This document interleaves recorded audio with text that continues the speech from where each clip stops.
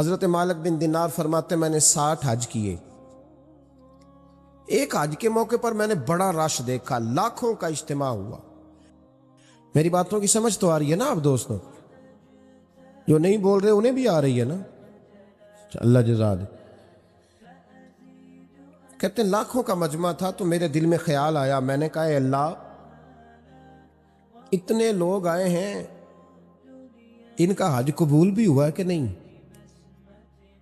فرماتے ہیں میں سوچ رہا تھا تو رات کو نا خواب میں نے کسی کہنے والے کو کہتے ہوئے سنا کہ سب کا قبول ہو گیا ہے. بلخ کا رہنے والا محمد بن ہارون بلخی ہے، اس کا حج قبول نہیں. فرماتے ہیں شہروں کے علیحدہ علیحدہ خیمے لگتے تھے. اب بھی آپ حج کرنے جائیں تو پاکستانیوں کی رہائشیں علیحدہ ہوتی ہیں، انڈین کی علیحدہ، بنگلہ دیش کے علیحدہ، مصری، یمنی، سب لوگ علیحدہ علیحدہ رہائشیں ہوتی ہیں، جھنڈے لگے ہوتے ہیں ملکوں کے. کہتے ہیں میں نے سویرے اٹھ کے ڈھونڈنا شروع کر دیا، ڈھونڈتا ہوں وہ بندہ ملے. کہتے ہیں جہاں بلخ شہر کے لوگ رہتے تھے وہاں چلا گیا تو میں نے لوگوں سے پوچھا تم میں محمد بن ہارون بلخی کون ہے؟ لوگ کہنے لگے وہ تو بڑا نیک آدمی ہے، پرہیزگار ہے، بڑے بولے بالے، بڑے اللہ والے، ریاض آپ کو بس ہم ہی جانتے ہیں، وہ تو بڑا نیک ہے، پرہیزگار آدمی. میں نے کہا اچھا کہاں ہے؟ انہوں نے کہا پہاڑ کے پیچھے اس نے خیمہ لگایا ہوا ہے، ساری رات عبادت کرتا ہے، سارا دن روزہ رکھتا ہے، قائم اللیل ہے، صائم الدہر ہے. کیا بات؟ فرماتے ہیں میں ان لوگوں کی بات سن کے حیران ہو گیا کہ مجھے کیا بتایا گیا، یہ کیا کہہ رہے ہیں. فرماتے ہیں میں پہاڑ کے پیچھے گیا. حضرت مالک بن دینار علیہ رحمہ فرماتے ہیں جب میں وہاں پہنچا تو میں نے اس شخص کو مصلی پہ بیٹھے دیکھا. کثرت عبادت کے آثار اس کے وجود پر نظر آ رہے تھے. سیدھا بازو اس کا کٹا ہوا تھا. فرماتے 2 رکعتیں مکمل کر کے نا میں نے اسے السلام علیکم کہا تو مجھے کہنے لگا وعلیکم السلام، آپ مالک بن دینار ہیں؟ میں نے کہا بڑی اس کی فراست ہے. فرماتے پھر اس نے ٹھنڈی سانس لی، کہنے لگا آپ کو خواب آئی ہوگی کہ میرا حج قبول نہیں ہوا. فرماتے ہیں مجھ پر اور بجلی گری کہ کیا کہہ رہا. میں نے کہا یار لوگ بھی تیری تعریف کر رہے ہیں اور تیری بصیرت بھی بڑی ہے، تو یہ ماجرا کیا ہے؟ کہنے لگا آپ نہ پوچھیں. یہ کہہ کے اس نے رونا شروع کیا، دیر تک روتا رہا. میں نے کہا نہیں یار تو بتا. کہنے لگا نہیں آپ نہ پوچھیں، آپ ناراض ہوں گے. میں نے کہا میں نہیں ہوتا، تو بولنا. کہنے لگا حضور 24 سال ہو گئے مجھے حج کرتے ہوئے، 24واں حج ہے میرا، اور ہر سال کوئی اللہ کا ولی آ کے بتاتا ہے کہ جا چلا جا تیرا کوئی نہیں قبول ہوا. بے پروائی ویک سجن دی جتھے کسے دی پیش نہ جاوے، انہیں تاجاں والے در در رولے تے منگتیاں تخت بٹھاوے، آزم کسے نو کارا ملدا ہی کوئی کعبے و خالی آوے. کہتے ہیں اس نے مجھے کہا حضور 24واں حج ہے، ہر سال کوئی بتاتا ہے. میں نے کہا تیری غلطی. کہنے لگا میں اپنی ماں کا نافرمان. میں نے کہا واقعہ کیا ہوا؟ کہنے لگا حضرت اللہ نے مجھے دولت دی، مال دیا، زمینیں دی تو میں عیاش ہو گیا. آپ یقین کریں اللہ لوگوں کو مال دیتا ہے تو وہ سمجھتے ہیں میری چلاکی سے آیا ہے، میں تیز بڑا تھا اس لیے آیا ہے، نافرمان ہوتے ہیں. لیکن جو رب لینا جانتا ہے دینا جانتا ہے وہ لینا بھی. وارث شاہ مان کری نہ وارثاں دا، رب بے وارثہ کر کے مار دائی. لوگ بڑے سمارٹ بن جاتے ہیں، ان کی گفتگو میں بڑا تکبر ہوتا ہے، ان کے نگاہوں کے انداز میں بڑے وہ کہتے ہیں اوہ سب لوگ بیوقوف ہیں صرف میں سیاںا ہوں، کام جو صحیح چل رہا ہے. او بھائی 1 منٹ لگتا ہے انسان کو بادشاہ سے فقیر ہونے میں.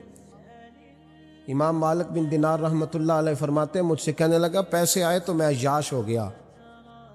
رمضان کا مہینہ تھا، عصر کے بعد میری اماں افطاری کی تیاری کر رہی تھی، میں گیا، میں نے کہا شراب پی ہوئی، اماں روٹی دے. تو اماں کہنے لگی شرم کر، شرم کر، روزہ رکھا نہیں تو جنہوں نے رکھا ہے ان کا تو خیال کر.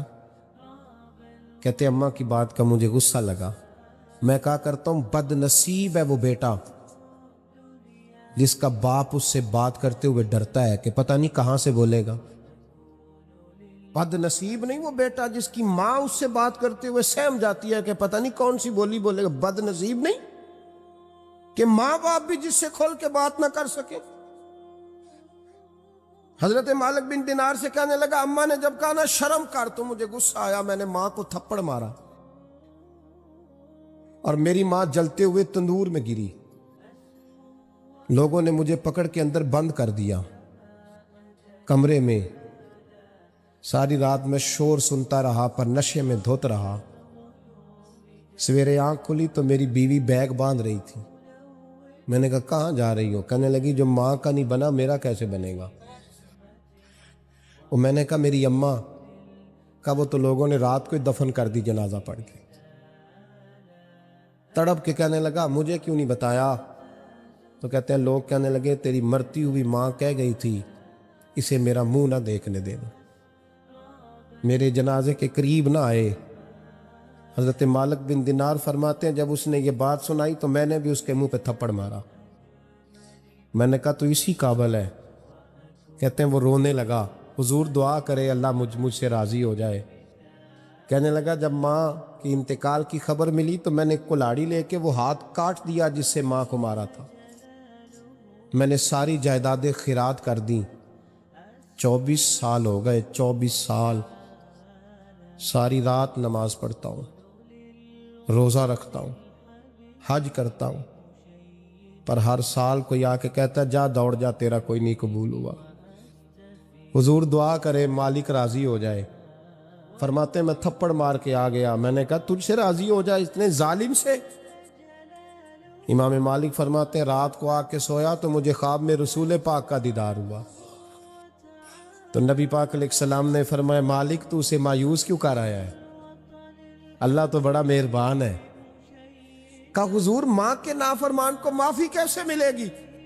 تو امام مالک فرمانے لگے نبی کریم نے فرمایا جا اسے جا کے بتا دے تجھے قیامت میں تیری ماں کی وجہ سے بخش دیا جائے گا۔ کہا حضور اماں کی وجہ سے کس طرح؟ تو محبوب فرمانے لگے اس کی ماں قیامت میں اس کے خلاف مقدمہ دائر کرے گی رب کریم کی عدالت میں، اے اللہ میں نے 9 ماہ پیٹ میں رکھا، درد سہ کے اسے جنا، جگر کا خون پلا کے پالا اور اسی نے مجھے قتل کیا۔ رب کریم اس کی ماں کا مقدمہ سن کے کہے گا اٹھاؤ اس کو دوزخ میں پھینکو، اس نے ماں جلائی تھی اسے بھی جلاؤ۔ محبوب فرمانے لگے جب پکڑ کر کے مالک اس کو محمد بن ہارون کو لوگ لے جائیں گے نا جہنم کی طرف، ابھی فرشتے گھسیٹیں گے ہی تو پلٹ کے پھر اماں کی طرف دیکھے گا، اور دوسری دفعہ پھر گھسیٹیں گے تو پلٹ کے دیکھے گا، اور تیسری دفعہ پھر پلٹ کے کہے گا اماں یہ مجھے جلانے لگے، اماں یہ جہنم میں پھینکنے لگے۔ میرے حبیب فرمانے لگے وہ جل کے مرنے والی ماں وہاں بھی بول پڑے گی، کہے گی یا اللہ چل میں نے معاف کیا تو بھی معاف کر دے، اے اللہ میں نے معاف کیا تو بھی معاف کر دے، اللہ تو معاف کر دے اسے، اللہ تو اس سے درگزر فرما، اسے معاف کر دے۔ میرے محبوب پاک علیہ السلام فرماتے رب کریم کہے گا اس نے تجھے جلایا، تو کہے گی اللہ یہ تو بیٹا تھا اس نے جلا دیا، میں ماں ہوں، میرے سامنے جلے تو میں کیسے برداشت کر سکتی؟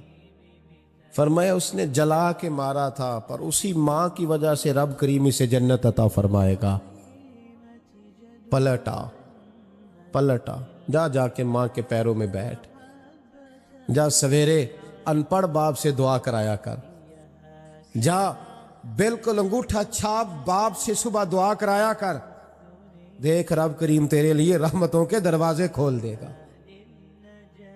اور آخری بات یہ بھی سن لیں، ماں باپ کے انتقال کے بعد رشتے ختم نہیں ہوتے۔ رشتے ختم کیا دعا مانگتے ہو نماز میں؟ ربنا اغفر لی، اس کا مطلب ہے ماں باپ تو ہے نا، وہ جو اولاد بچپن میں چلی جائے گی نا نابالغی میں چھوٹے بچے وہ قیامت میں ماں باپ کی سفارش کریں گے۔ ماں باپ کے انتقال کے بعد بھی اعلیٰ حضرت فاضل بریلوی نے 12 حقوق لکھے ہیں ماں باپ کے فتاوی رضویہ میں۔ فرمایا ان کے دوستوں سے دوستی رکھ، انہوں نے وعدے کیے تھے وہ وعدے پورے کر، اگر ان کے ذمے قرضے ہیں تو ادا کر، اور اگر تیرے ماں باپ جو نیکیاں کرتے تھے وہ نیکیاں جاری رکھ۔ اور امام جلال الدین سیوطی نے شرح الصدور میں لکھا ہے زمین پہ رہ کے غلط کام نہ کرنا، ورنہ فرشتے قبر میں جا کے تیرے ماں باپ کو کہیں گے تو کتنی بری اولاد پیدا کر کے آیا۔ اور فرمایا تو دنیا میں رہ کے اچھے کام کر، چاہے دعا مانگ چاہے نہ مانگ، فرشتے قبر میں جا کے کہیں گے کیا بات ہے تمہارے بیٹے کی، کیسا لال پیدا کیا ہے، دنیا خیر سے بھر دی ہے۔ اور بھائی مجھ سے کوئی بندہ پوچھے نا کہ ماں باپ کو اصالِ ثواب کا سب سے بہترین طریقہ، تو میں کہتا ہوں بیٹے نمازی ہو جاؤ۔ کیا کر؟ تاکہ ہر نماز کی آخری رکعت میں تو کہے ربنا اغفر لی۔ نماز اللہ کی، ذکر ماں باپ کا، اللہ نے رکھ دیا ہے ربنا اغفر لی۔ ہر نماز کی ہر آخری رکعت میں ختم شریف پڑھا جائے گا، اور نماز کے اندر پڑھیں گے انشاءاللہ تعالی، پڑھیں گے نماز انشاءاللہ، وعدہ نہیں کرا رہا۔ داڑھی کس کی سنت ہے؟ نہیں جنہ نہیں رکھی ہو بولو، جنہ رکھی ہو تو بولن ڈائن ہے۔ کس کی سنت ہے؟ تو سرکار کے غلاموں نے رکھنی ہے کسی اور نے رکھنی ہے؟ غلام کہتے ہیں ابھی ہم نیک ہی نہیں، نیک ہوں گے تو رکھیں گے۔ وہ خدا کے بندو، نیک تو ساری زندگی بندہ نہیں ہوتا۔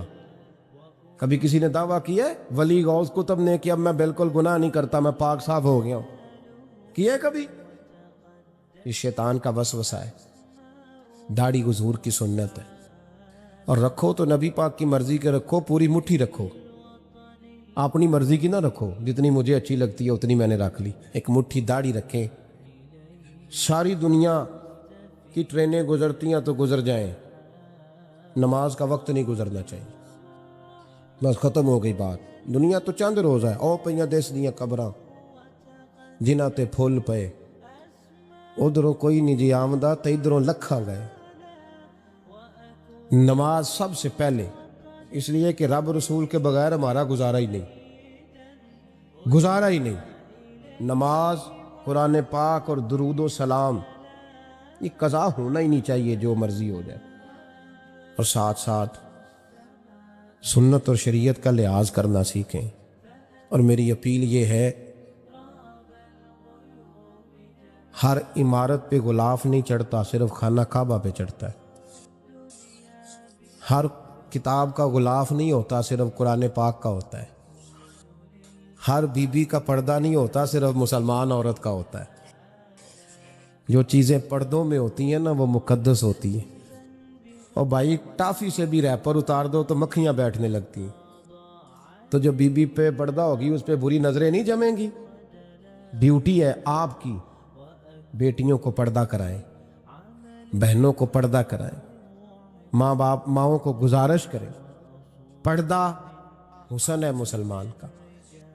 جس گھر میں پردہ رہتا ہے اس گھر میں اللہ کے فرشتے رحمت نازل فرماتے ہیں۔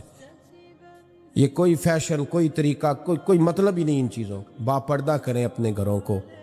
دعا کرتا ہوں اللہ تبارک و تعالی میری اس حاضری کو قبول فرمائے، اللہ آپ سب کا آنا قبول فرمائے، اور جو کچھ میں نے کہا اللہ تبارک و تعالی ہمارے دلوں میں، ہماری روحوں میں اس جذبے کو جاگزی فرمائے۔ آخر دعوانا۔ ایک بات کرنے کو سامنے کہا ہے، میں کر دیتا ہوں۔ میں تقریر بھی اتنی کرتا ہوں 35-40 منٹ کی، یہاں تو کچھ زیادہ ہو گئی ہے میرا خیال ہے، تھوڑی بات کرنے کی کوشش کیا کرتا ہوں۔ چلو میری رائے یہ ہے کہ خوراک تھوڑی ہو تو ہضم جلدی ہو جاتی ہے۔ ارسلان صاحب سے میں نے کہا میرا کھانا نہ پکانا، میرا موقف یہ ہے کہ محفلیں سستی کرنی چاہیے تاکہ زیادہ ہونی شروع ہو جائیں۔ مہنگی بڑی ہیں اس لیے میں دس زیادہ ماڑا بندہ تے ہاتھ ہی نہیں نہ پاندا، تو میں کہا کرتا ہوں کہ کم سے کم خرچہ ہو۔ ہمارے کروڑوں روپیہ سالانہ لگتا ہے محفلوں پہ، اگر اربوں کہہ دوں تو پھر بھی بات غلط، لیکن اس کا رزلٹ ہمیں اس طرح کا نہیں ملتا جس طرح کا ملنا چاہیے۔ دیکھیں نا، آپ نے عظمت والدین پہ پروگرام کیا. میری رائے یہ ہے کہ حقوق زوجین پہ بھی ہونا چاہیے، اور شادی سے پہلے ہر بچے کو میاں بیوی کے حقوق کا پتہ ہونا چاہیے. بعد میں 3 طلاقیں دے کے آ جاتے ہیں، کہتے ہیں مینوں پتہ ہی نہیں سی. تو اگر پہلے پتہ کر لیں گے تو یہ تماشا نہیں لگے گا، لیکن یہ کام ہوتا نہیں. بہن بھائیوں کے حقوق پر بات ہونی چاہیے، یہ بڑے ضروری کام. اور یہ بھی سارا میرے نبی پاک کا میلاد ہی ہے، اس لیے کہ یہ باتیں مصطفیٰ نے سکھائی ہیں ہمیں صلی اللہ ہو. ایک بات کہی ہے حضرت نے، میں عرض کر دیتا ہوں. محدث ابن جوزی رحمۃ اللہ علیہ ایک بزرگ کے بارے میں فرماتے ہیں، وہ کہتے ہیں کہ بعض لوگوں نے تو ان کا اپنا نام لکھا ہے، اور بعض جگہ پہ ایک اور بزرگ کا ذکر ہے، اور بیان روایت حضرت محدث ابن جوزی فرماتے ہیں. وہ کہتے ہیں کہ میں گھر میں کوئی کام کرانا تھا، کام ہوتے ہیں نا چھوٹے موٹے گھر میں، تو فرماتے ہیں میں مزدور لینے گیا بغداد میں. چوکوں پہ مزدور ساری عمر کا مزدور ہی ہے نا بیچارہ. امیر تو امیر تر ہوتا جا رہا ہے اور غریب غریب تر ہو. ہمارے تو پیر بھی لوگوں کو کہہ رہے ہیں فقیر ہو جاؤ، خود امیر ہوتے جاتے، خود روز بروز امیر ہو رہے ہیں. دنیا کو کہہ رہے ہیں فقیر ہو جاؤ. تم بھی تو تھوڑا فقر اختیار کرو نا بھائی، جو درس دے رہے ہو. اللہ ماشاء اللہ، سب کی بات نہیں کرتا. فرماتے ہیں کہ میں نا مزدور لینے گیا، بغداد کے چوک میں مزدور بیٹھے ہوتے تھے. تو میری ان مزدوروں میں سے نا ایک نوجوان بچے پہ نظر پڑی. بڑا کمزور سا وجود تھا، لیکن چہرے پر عبادت کا نشان تھا. ماتھا بتاتا تھا کہ نماز کا بڑا خیال رکھتا ہے. میں اس کے قریب گیا. چہرے بھی بڑا کچھ بتاتے ہیں نا، چہروں میں بھی بڑی رانائی ہوتی ہے. فرماتے ہیں میں قریب گیا، میں نے اس کو کہا بیٹے مزدوری کرو گے؟ تو کہنے لگا مزدوروں میں بیٹھا ہوں تو حضور مزدوری کے لیے ہی تو بیٹھا ہوں. تو میں نے کہا کہ چلو پھر. کہنے لگا نہیں میری کچھ شرطیں.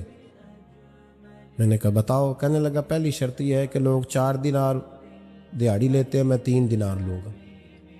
میں نے کہا یار تو بڑی بہترین ہے، باقی بھی اس طرح کی رکھ لے.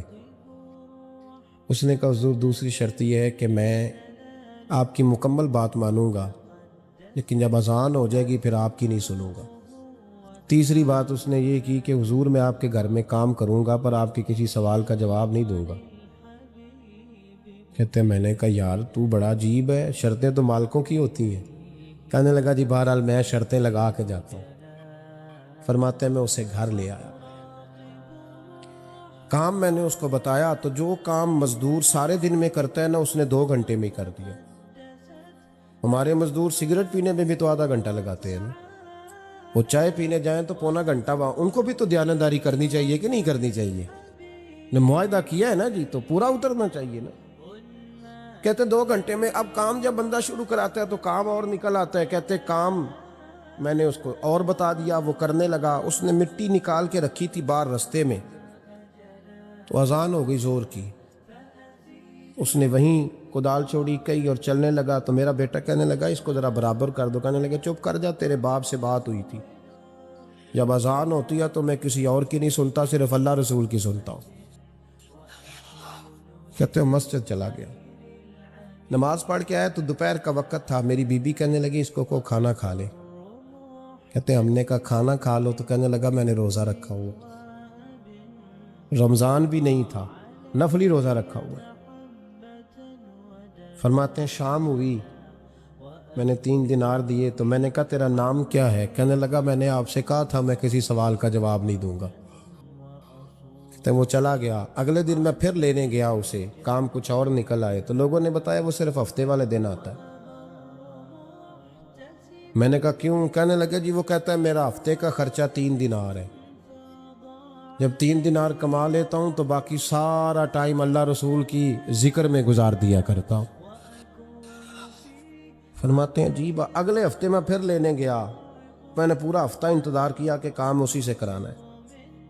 میں جب گیا تو میں نے کہا چلو. کہنے لگا میری شرطیں یاد ہیں نا؟ اور میں نے کہا یاد ہے بھائی ساتھ چل. فرماتے ہیں کام کرایا. 2-3 ہفتے وہ آتا رہا. ایک ہفتے میں گیا تو لوگوں نے کہا حضور آج نہیں آیا. کیوں؟ کہنے لگے بیمار ہو گئے. کہاں گھر ہے؟ کہنے لگے بغداد کے قبرستان کے پیچھے جو کچی آبادی ہے اس میں رہتا ہے. فرماتے میں گیا, دروازے پہ دستک دی تو کہنے لگا حضور آپ ہیں, دروازہ کھولا ہے, آ جائیے. فرماتے ہیں میں اندر گیا تو میں نے کہا تمہیں کیسے پتہ چلا میں آیا ہوں؟ کہنے لگا حضور اللہ والے ہو, آپ نہیں آنا تھا, ورنہ امیر تو غریبوں کا پتہ لینے کوئی نہیں آتے. کہتے میں قریب گیا تو کہنے لگا میں آپ کا انتظار کر رہا تھا, تیز بخار ہے, تپ رہا. جیب سے کچھ پیسے نکالے, کہنے لگا یہ پیسے رکھ لیں. ایک انگوٹھی نکالی, کہنے لگا حضور آج رات کو میرا انتقال ہو جائے گا, ان پیسوں کا کفن خرید کے صبح جنازہ پڑھ کے مجھے دفن کر دینا, اور جب دفن کرو تو یہ انگوٹھی لے کے عصر کے بعد ہارون رشید کے پاس جانا. آپ اسے کہنا میں نے ملنا ہے, پر وہ آپ کو ٹائم نہیں دے گا. آپ اس کو آواز دیجیے گا کہ تیری ایک امانت ہے میرے پاس. پھر وہ آپ سے ملے گا تو انگوٹھی دے دیں, پھر آپ میری طرف سے فارغ ہیں. حضرت فرمانے لگے تیرا نام؟ اور کہنے لگا حضور وقت تھوڑا ہے, آج رات میں نے جانا ہے, بڑی لمبی معافی مانگنی ہے رب کریم سے, اگر مناسب سمجھے تو مجھے اپنے رب سے تنہائی کرنے دے. فرماتے ہیں میں آ گیا, پر اس کی باتوں نے مجھے ہیں یہ میں یہاں حاضر ہوں, میں یہاں پہنچ گیا ہوں, میں یہاں سے نکل گیا ہوں. اب سارا دن سٹیٹس لگائیں منع نہیں ہے, پر یہ کہ بھائی اپنے وجود سے کوئی کام بھی لیں, کچھ ایسا کریں جس کی برکات مرنے کے بعد قبر میں بھی نصیب ہو, جس کی برکات مرنے کے بعد آخرت میں بھی نصیب ہو, جس کا کچھ نفع بھی حاصل ہو.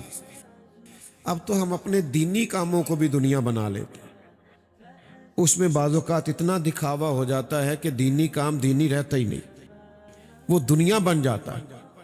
میں نے آپ سے وعدہ کیا تھا لمبی چوڑی تقریر نہیں کرنی, پر ایک دو بات سنیں تاکہ اپنی بات کو سمیٹنے کی طرف آؤں. حضور علیہ السلام نے فرمایا ایک تاجر, محض تاجر تجارت کرتا ہے, یعنی اسلام آپ کو یہ نہیں کہتا کہ آپ سارے کاروبار چھوڑ دیں, نوکریاں چھوڑ دیں, تسبیحات لے لیں, مسجد میں بیٹھ جائیں, دنیا کا کوئی کام ہی نہ کریں. اسلام کہتا ہے سارے کام کرو, بس اپنی اپنی سیٹ پہ بیٹھ کے نا تو اللہ کے بندوں کا بھلا کرو. میرے پاس نا ایک مخصوص محکمے کے کچھ لوگ آئے, کہنے لگے ہمیں کوئی نصیحت کر دیں. تو میں نے کہا میری نصیحت یہ ہے کہ جیڑا بندہ تہاڈے کو کام آؤندا ہے نا انہوں یہ نہ آکھیا کرو کل آئی. بھائی اتنی نصیحت ہے, اگر آپ کر سکتے ہیں تو آج ہی کر دیں. اللہ کے بندوں کو آسانی دیں, اللہ آپ پہ آسانی کر دے گا. کل آنا, پرسوں آنا, شام کو آنا. اچھا پھر مزے کی بات یہ کہ کوئی واقف مل گیا تو پھر اٹھ کے مل بھی لیتے ہیں, پھر چائے بھی پلا لیتے ہیں, پھر کام بھی کر دیتے ہیں. تو آپ نے اپنے منصب کا فریضہ نہیں ادا کیا, آپ نے تو تعلقات نبھائے. آپ کا منصب یہ تھا کہ جو بھی آتا آپ پیار کرتے, جو بھی آتا آپ محبت کرتے. تو میرے عزیز حضور فرماتے ایک تاجر تھا, تجارت کرتا تھا. تو ظاہر ہے کہ سب لوگ امیر نہیں ہوتے, کچھ غربا بھی ہوتے ہیں, تو کچھ غریب لوگ نہ ادھار لے جاتے تھے. تو پھر وہ تقاضا کرنے کے لیے لوگوں کو بھیجتا کہ جاؤ, بھیجتے ہیں نا سیلز مین کو پیسے, ہم اگرائی کہتے ہیں اپنی زبان میں, کہ جاؤ گرائی کر کے لاؤ. تو وہ جاتا کہ جا کر کے پیسے تم لوگوں سے لے کے آؤ. تو حضور فرماتے ہیں وہ پتہ کیا کرتا, وہ تاکید کرتا کہ جو آدمی امیر ہو اور جان بوجھ کے پیسے نہ دے اس پہ سختی کرنا, لیکن اگر کوئی غریب ہو, تنگ دست ہو, مجبور ہو, تو اسے گنجائش دے دینا, ہمارا گزارا ہوتا ہے. قیامت میں جب وہ اللہ کے حضور کھڑا ہوگا تو رب اسے معاف کر دے گا. تو وہ عرض کرے گا مالک اس معافی کا سبب کیا بنا؟ تو اللہ فرمائے گا تو کہا کرتا تھا نا جو غریب ہوا اسے آسانی دے دینا. یا اللہ میں کہا کرتا تھا. فرمایا تو میرے بندوں پہ آسانی کرتا تھا تو میں آج تیرے اوپر آسانی نہ کروں؟ تو بھائی جو آپ خیر کر سکتے ہیں, جو آپ بھلا کر سکتے ہیں, جو آپ ڈیوٹی کر سکتے ہیں. دیکھو نا آج ہمارے زمانے میں کس نظر سے لوگ دیکھتے ہیں مسجد کے مؤذن کو. اب تو امام خطیب کی کوئی قدر نہیں ہوتی جو 5 وقت نماز پڑھاتا ہے، لیکن جو آذان پڑھے، محض آذان، اللہ کی نظر میں اور شریعت میں تو اس کا بڑا مرتبہ ہے، لیکن عام لوگ کیا قدر کرتے. لیکن اگر کوئی اذان بھی اخلاص سے پڑھے نا تو فرمایا جہاں جہاں تک اس کی آواز جائے گی قیامت کے دن وہ ساری جگہ اس کے ایمان کی گواہی دیں گی. تو کوئی کام تو کرو نا بھائی، زندگی میں کوئی کام تو کرو نا. ہمارا آج مزاج بن گیا ہے بیٹھ کے مایوسیاں پھیلانا، فلانا بھی کوئی نہیں کر رہا، فلانا بھی کچھ نہیں کر رہا، فلانا. میرے پاس ایک صاحب آئے بڑے پریشان، کہنے لگے مولویوں پیران دے دنیا بڑی خلاف ہو گئی. تو میں ہس پڑا، میں کہ پکی گل ہے، کہندا آہو. تے میں کہ وابڈا والے نو دعاواں دیندے نے لوگ، پولیس والے دے بارے کی خیال ہے؟ میں نے کہا ہمارا سارا ہی سب کا ایک دوسرے کے بارے میں یہی حال ہے. حالانکہ ہم باہر سے نہیں ہوتے، ایک بھائی وابڈا میں ہے، ایک پولیس میں ہے، ایک عالم دینہ صاحب آپس میں ہوتے ہیں، لیکن نفرتیں اتنی بڑھا لی ہیں، عداوتیں اتنی بڑھا لی ہیں کہ دور دور ہو گئے دل ایک دوسرے سے. تو سمجھنے کا مقام یہ ہے، غور کرنے کا مقام یہ ہے کہ زندگی کے اندر اتنے زیادہ مسائل کھڑے نہ کریں. کوئی خدمت کریں، کوئی ڈیوٹی کریں، کوئی کام کریں، اپنے والدین سے پیار کریں، بہن بھائیوں سے کریں، بیوی بچوں کا خیال کریں، پڑوسیوں کی مدد کریں، دوستوں کے کام آئیں. صرف ایک فلسفہ چھوٹا سا بدلنے کی ضرورت ہے. آج پوری دنیا میں، پورے ملک میں یہ فلسفہ پھیل گیا ہے کہ میں بھلا کسی سے کام کیسے لے سکتا ہوں. یہ فلسفہ چھوڑ دیں، کسی سے کام لینا نہیں، کسی کو کام دینا ہے. بھائی چکر سے نکل آئیں کہ میں نے فلانے سے یہ کام لینا ہے، آپ یہ دیکھیں میں نے فلانے کا یہ کام کرنا ہے. بس اپنی صلاحیت سے لوگوں کا فائدہ کریں، نفع کریں. آپ دیکھیں کس قدر زیادہ برکات حاصل ہو جائیں گی. اسی پر میں اپنی گفتگو کو سمیٹتا ہوں. اللہ کے حضور دعا کرتا ہوں اللہ تعالیٰ عمران حیدر صاحب کی اور عرفان حیدر صاحب کی ہر دو حاضرات کی مغفرت فرمائے، ہمارا جمع ہونا قبول فرمائے. مجبوریاں اس طرح کی ہوتی ہیں کہ ایک کے بعد دوسرا وقت دیا ہوا ہوتا ہے، ورنہ بزم کو چھوڑ کے جانا مناسب نہیں ہوتا. سادات کرام ماشاءاللہ سے یہاں جلوہ فرما ہیں، اور آپ کا کچھ پروگرام مزید بھی میرا خیال ہے آگے چلے گا. تو آپ ہاں جی، پھر جو بھی آگے سلسلہ ہوگا وہ چلے گا. میں اسی پر اجازت، اٹھیے گا نا، کوئی دوست نہ اٹھیے. برکت اسی کا نام ہے کہ آپ احتیاط سے بیٹھیں اور ساری سلسلے کو چلیں.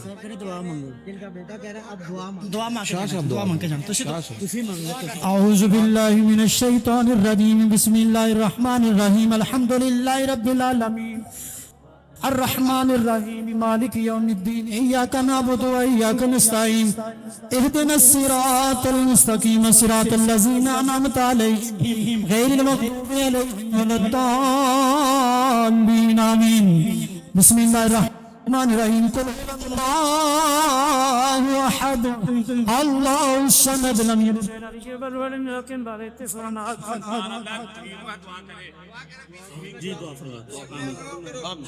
اللہم صلی علی سیدنا و مولانا محمد معدن الجود والکرم وآلہ وبارک وسلم. اللہ اس بزم حسن میں جو بھی امور خیر سر انجام دیے گئے اپنی بارگاہ میں قبول فرما.